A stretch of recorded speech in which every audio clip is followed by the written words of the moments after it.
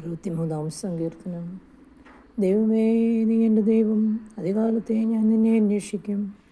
വെള്ളമില്ലാതെ ഉണങ്ങി വരേണ്ട ദേശത്തെ എൻ്റെ വെള്ളം നിനക്കായി ദാഹിക്കുന്നു, എൻ്റെ ദേഹം നിനക്കായി കാംക്ഷിക്കുന്നു. അങ്ങനെ നിൻ്റെ ബലവും മഹത്വവും കാണേണ്ടതിന് ഞാൻ വിശുദ്ധ മന്ദിരത്തിൽ നിന്നെ നോക്കിയിരിക്കുന്നു. നിൻ്റെ ദയ ജീവനേക്കാൾ നല്ലതാകുന്നു, എൻ്റെ അധരങ്ങൾ നിന്നെ സ്തുതിക്കും. എൻ്റെ ജീവകാലമൊക്കെ ഞാൻ അങ്ങനെ നിന്നെ വാഴ്ത്തും. നിൻ്റെ നാമത്തിൽ ഞാൻ എൻ്റെ കൈകളെ മലർത്തും. എൻ്റെ കിടക്കയിൽ നിന്നെ ഓർക്കുകയും ഞാൻ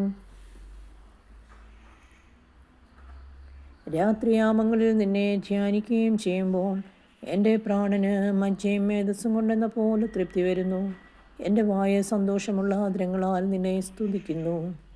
നീ എനിക്ക് സഹായമായി തീർന്നുവല്ലോ. നിൻ്റെ ചിറകിൻ നിഴലിൽ ഞാൻ ഘോഷിച്ചാനന്ദിക്കുന്നു. എൻ്റെ ഉള്ളം നിന്നോട് പറ്റിയിരിക്കുന്നു, നിൻ്റെ വലങ്കൈ എന്നെ താങ്ങുന്നു.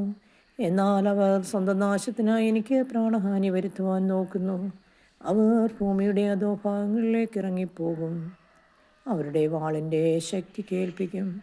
കുറുനരികൾക്ക് അവർ ഇരയായിത്തീരും. എന്നാൽ രാജാവ് ദൈവത്തിൽ സന്തോഷിക്കും. അവൻ്റെ നാമത്തിൽ സത്യം ചെയ്യുന്നവനെല്ലാം പുകഴും. എങ്കിലും ഭോഷ്ക് പറയുന്നവരുടെ വായ അടഞ്ഞു പോകും. ദൈവമേ, സ്തുതി നിനക്ക് യോഗ്യമാകുന്നു. ബാറയ്ക്കുമോ.